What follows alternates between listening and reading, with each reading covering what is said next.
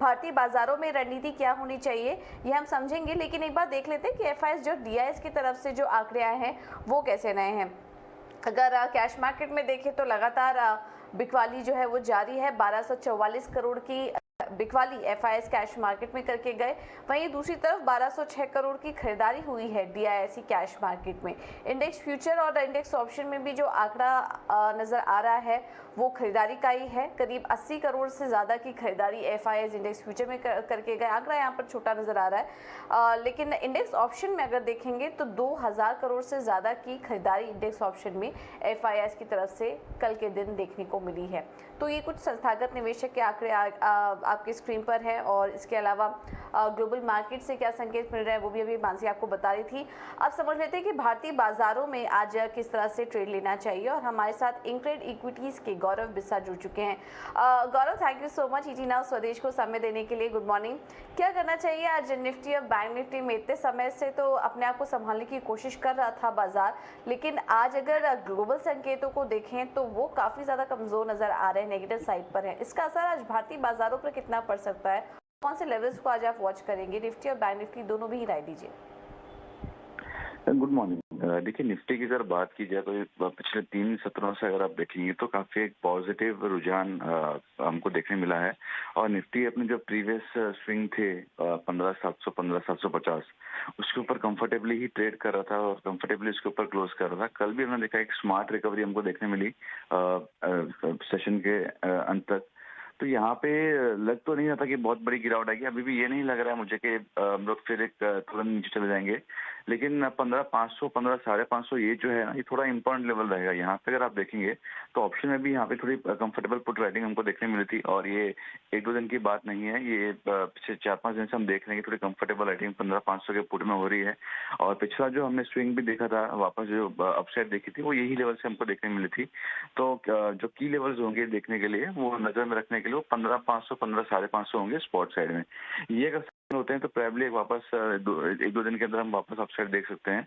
अब दिक्कत की बात सिर्फ ये होगी कि 15,700 750 जो काफी मेजर हडल था और हमने उसको इजीली गैप के साथ ये पार किया था और सस्टेन कर रहे थे, अब फिर से वो जो है आपको दिक्कत देना शुरू कर सकता है। तो फिर रेंज जो होगी वो आपकी 15,500 15,800 ही हो जाएगी। तो यहाँ से मुझे अगर 2 दिन के इसके नीचे फिलहाल लग नहीं रहा है।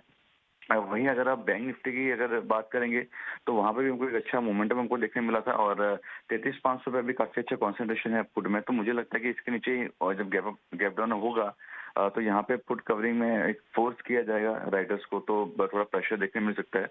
33,000 के जो लेवल है वो की लेवल है। हमने देखा था कि एक अच्छा ब्रेकआउट हमको देखने मिला, उसके बाद में 33,400-500 तक गया। फिर नीचे हमने फर्स्ट ब्रेकडाउन के देखा था वहां पे जाते हुए, और फिर वहीं से उछाल आई है। तो यहाँ पे जो 2 बार स्विंग लॉस बना के 33,000 से वापस ऊपर आया है अच्छे ओवाई कॉन्सेंट्रेशन के साथ में, तो 33,000 जो है की लेवल हो जाएगा सपोर्ट के तौर पे आने वाले 1-2 दिन के लिए। तो मुझे लगता है ये अगर होल्ड हो गया तो फिर से अपवर्ड ट्रैजेक्टरी चालू हो सकती है। तो मेरा अनुमान है कि ज्यादा यहाँ से गिरावट निफ्टी बैंक निफ्टी में हमको ना देखने मिले, और अगर ये लेवल सस्टेन होते हैं 15,500 और 33,000 तो फिर से थोड़ी स्टेबिलिटी मार्केट में आ सकती है।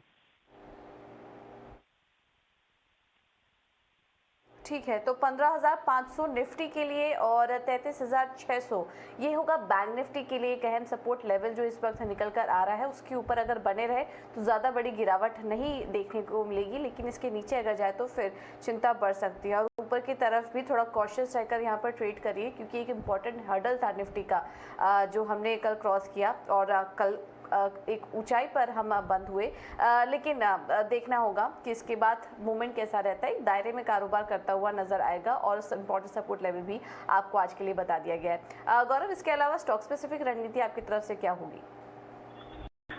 देखिए, जो स्टॉक्स अच्छे परफॉर्मेंस दिखा रहे हैं, लोअर लेवल से स्विंग लोज बना के फिर एक ब्रेकआउट दिखा रहे हैं, मेरी राय तो उनमें बाय करने की होगी, और गिरावट उनमें काफी देखने मिल चुकी है। जैसे अगर हम बात करें हिंडाल्को की, तो यहाँ पे अगर आप देखेंगे तो काफी स्ट्रांग हमको फॉल देखने मिला। और हिंडाल्को के अगर आप मंथली चार्ट्स पे देखेंगे तो अपने 15-16 साल के जो ब्रेकआउट्स थे उसके वापस ब्रेकआउट लेवल्स पे आके जो तकरीबन 300 रुपए के थे वहीं से उछाल लिया है, और आवली चार्ट्स पे भी एक ब्रेकआउट हमको देखने मिल रहा है। तो मैं समझता हूँ यहाँ पे 338 के स्टॉप लॉस से बाय कर सकते हैं। मुझे लगता है 355 360 ये लेवल हमको देखने मिल सकते हैं। ओवरऑल थोड़ा इंटरेस्टिंग बन रहा है। दूसरा अगर मैं इसमें रिकमेंडेशन की बात करूं तो मुझे जो यहाँ पे अच्छा लग रहा है वो अंबुजा सीमेंट। अंबुजा सीमेंट अगर आप देखेंगे तो यहाँ पे भी एक वॉल्यूम जो है कॉन्ट्रैक्शन, सॉरी वोलेटिलिटी जो कॉन्ट्रैक्शन हो रहा है, अगर आप देखेंगे बॉलिंजर बैंड्स को, अगर डेली चार्ट या आवर्ली चार्ट देखेंगे तो काफी एक स्क्वीज हो रहा है, एक ट्रायंगल पैटर्न फॉर्मेशन भी हो रहा है। तो मुझे लगता है यहाँ से एक अच्छा आपको देखने मिल सकता है और थोड़ा अल्फा भी जनरेट हो सकती है। 359 के स्टॉप लॉस से बाय कर सकते हैं, 375 का टारगेट होगा और फाइनल रिकमेंडेशन होगा वो टेक महिंद्रा होगा। यहाँ पे भी अगर आप डेली चार्ट देखेंगे तो गिर जरूर रहा है, डाउन ट्रेंड में फिलहाल जरूर है, लेकिन अगेन एक फॉलिंग वेज बन रहा है और काफी एक स्क्वीज हो रहा है प्राइस का, रेंज काफी नैरो हो रही है। तो यहाँ पे भी लग रहा है कि एक अच्छा उछाल आपको देखने मिल सकता है।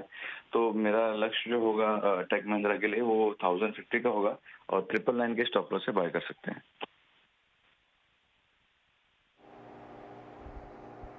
ओके, तो ये 3 कॉल्स आपको दे दिए गए हैं गौरव की तरफ से। बहुत बहुत शुक्रिया आपका गौरव हमारे साथ जुड़ने के लिए और ये तमाम रणनीति भी सुझाने के लिए। तो अंबुजा सीमेंट, टेक महिंद्रा, हिंडाल्को, ये 3 स्टॉक्स हैं। आज खरीदारी का ही ट्रेड नज़र आ रहा है, तो इन 2 स्टॉक्स पर नज़र रखिए। स्टॉप लॉस और टारगेट भी आपको सुझा दिया गया और आगे हम और भी ट्रेडिंग कॉल्स आपको बताएंगे। चलिए, ये तो हुआ मार्केट पर व्यू, लेकिन अब आगे बढ़ते और समझ खबरों वाले शेयर्स कौन कौन से थे और शरद हमारे साथ जुड़ चुके हैं जानकारी लेकर। शरद, गुड मॉर्निंग। बताइए आज के लिए खबरों वाले शेयर्स और अहम फिगर्स कौन कौन से हैं? गुड मॉर्निंग पूजा। तो सबसे पहले रिलायंस फोकस में रहने वाला और एक इम्पॉर्टेंट चेंज ऑफ गार्ड की न्यूज़ आई है और आकाश अंबानी बनेंगे आपके जियो के, जो रिलायंस के चेयरमैन बनेंगे बोर्ड के, और जो मुकेश अंबानी जी हैं वो अब डायरेक्टर से के जो पद से जो है वो स्टेप डाउन करने वाले और ये इफेक्टिव होने वाला जून 27 को। और देखा जाए तो 2 साल पहले ये एजीएम में अनाउंसमेंट जो है ऑलमोस्ट हो गई थी कि जो है सक्सेशंस प्लान्स होने वाले हैं और पंकज मोहन पवार वो मैनेजिंग डायरेक्टर बनने वाले हैं रिलायंस जियो के। दूसरा स्टॉक रहेगा आपके फोकस में ओरिएंट बेल। यहाँ पे जो कंपनी ने 2 प्रोजेक्ट्स की जो है कंप्लीशन की है, जहाँ पे कैपेक्स का लगभग 20 करोड़ का जो है जो भुगतान किया जाएगा। तीसरा स्टॉक रहेगा फोकस में रूट मोबाइल। या हालांकि स्टॉक में थोड़ी बीटिंग ज़रूर आई है जब से बायबैक की अनाउंसमेंट हुई है, लेकिन जो बायबैक के जो फुल डिटेल्स है वो है लगभग 1700 रुपये प्रति शेयर पे बायबैक है और 120 करोड़ रुपए का टोटल बायबैक साइज़ रहने वाला है। और अगर जिस ऑफर की बात करें तो ओपन मार्केट रूट के तहत जो है ये बायबैक होने वाली है। एक्रिसल भी फोकस में रहेगा।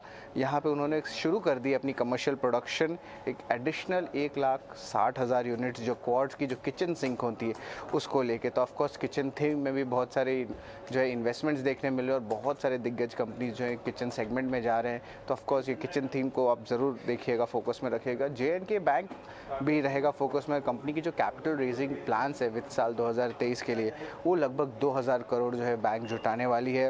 वहाँ पे इक्विटी से 500 करोड़ और जो NCD से 1500 करोड़ रुपए का ओवरऑल जुटाना की जो है बात रहेगी। लेकिन इसके अलावा आज एक इम्पॉर्टेंट बात है कि GST की जो मीटिंग चल रही है उस पर जो है बातचीत चल रही है कि ऑनलाइन गेमिंग के जो GST है वो 18% से बढ़ा के अब 28% तक कर दे। तो ये रिपोर्ट्स आ रही है और एनालिस्ट का भी मानना है कि इसमें बढ़ोतरी हो सकती है ताकि कलेक्शंस बढ़े गवर्नमेंट में। तो 4 अहम स्टॉक्स हैं, Nazara, Delta Corp, on mobile global और जेंसाटेक, जो फोकस में रह सकते हैं इस गेमिंग के अनाउंसमेंट के ऊपर।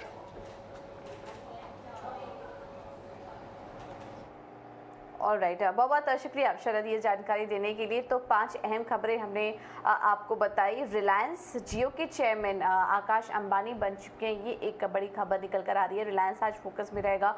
इसके अलावा ओरिएंट बेल, रूट मोबाइल, एक्रिसल और JNK बैंक, और इसके अलावा आज गेमिंग कंपनियों पर भी नज़र रखें। आज GST बढ़ाने पर विचार किया जा सकता है ऑनलाइन गेमिंग पर। तो ये तमाम कंपनियां फोकस में रहेंगी। 2 दिन की बैठक चल रही थी ये, तो आज इस पर कुछ विचार हो सकता है।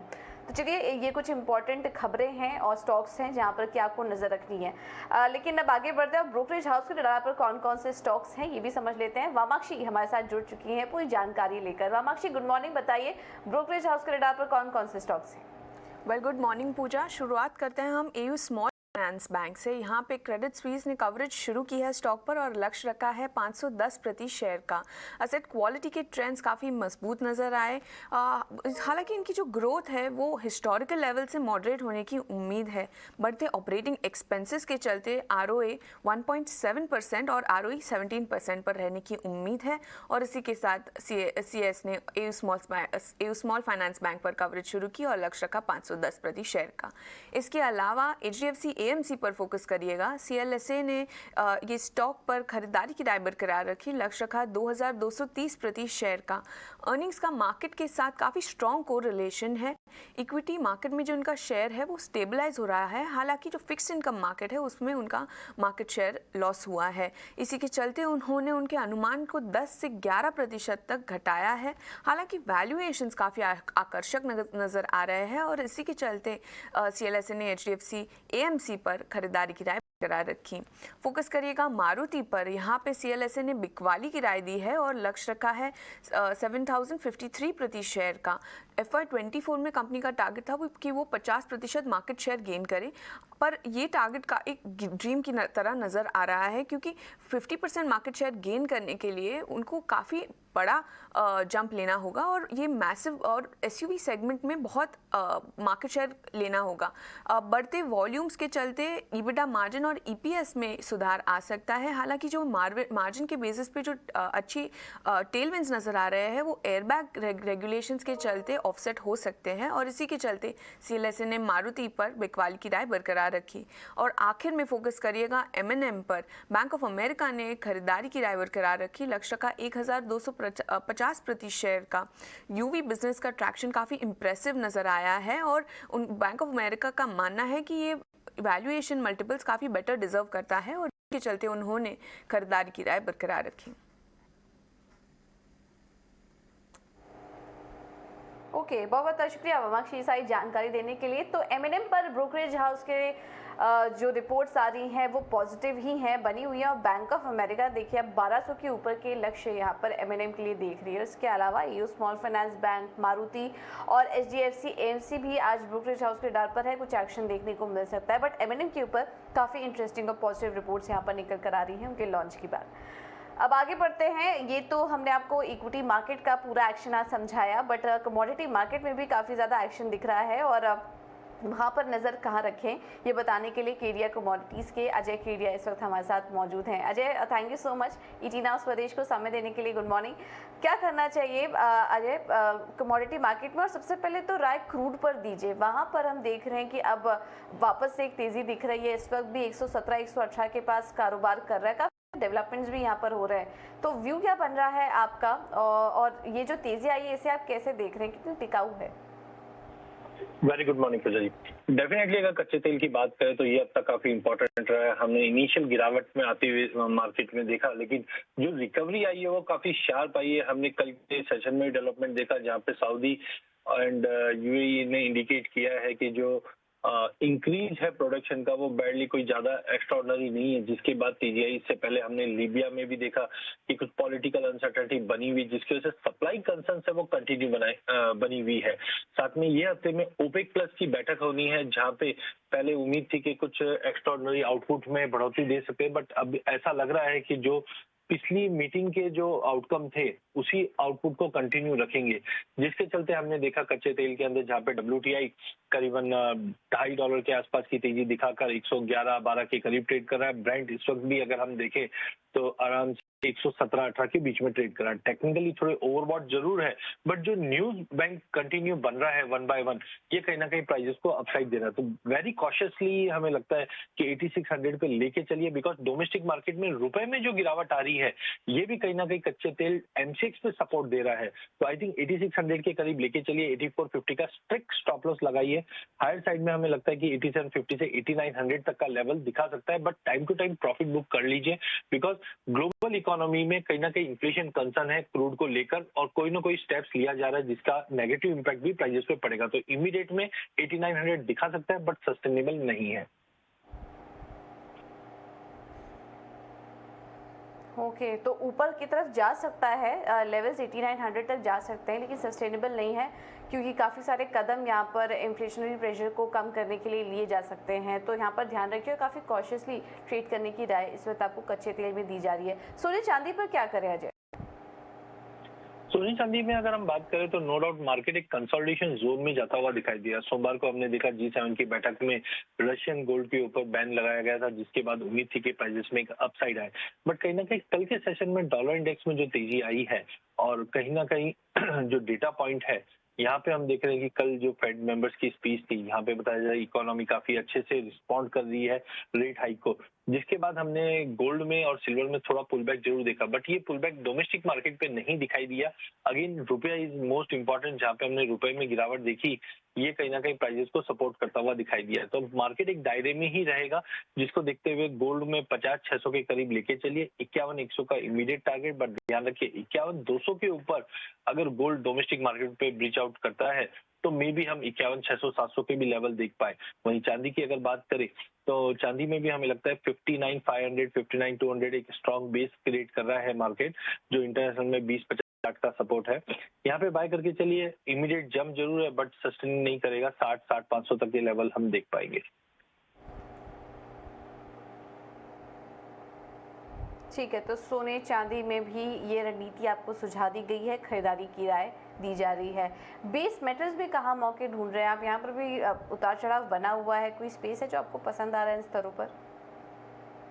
जी, कॉपर एक ऐसा काउंटर है जो पूरे बेस मेटल को एक डायरेक्शन देता है, जिस ढंग से हमने कल के सेशन में कॉपर में 712 का लेवल टच करते हुए देखा, बट सस्टेन नहीं कर पाया, बिकॉज अगेन डॉलर में जो तेजी है कहीं ना कहीं कॉन्फिडेंस को लीज डाउन करता है। बीच में हमने देखा चाइना ने जिस ढंग से स्टिमुलस देने की बात की थी, उसके बाद प्राइजेस में एक रिकवरी भी आई, टेक्निकली ओवरसोल्ड था, उसका लग भी रहा था बाउंस से, तो वो आज भी कंटिन्यू कर सकता है।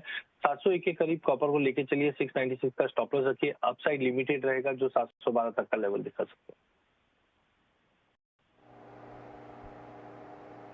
ओके, ठीक है, तो ये राय आपको कॉपर में दे दी गई है। खरीदारी करने की राय इस वक्त दी जा रही है कॉपर में भी, और यहाँ पर आपको 708 से 712 के लेवल्स देखने को मिल सकते हैं। उसके अलावा सोने चांदी में भी खरीदारी करने की राय, कच्चे तेल में संभल के ट्रेड करने की राय आपको सुझा रहे हैं अजय। बहुत बहुत शुक्रिया आपका हमारे साथ जुड़ने के लिए और ये रणनीति भी सुझाने के लिए। अब आगे बढ़ते हैं और कुछ और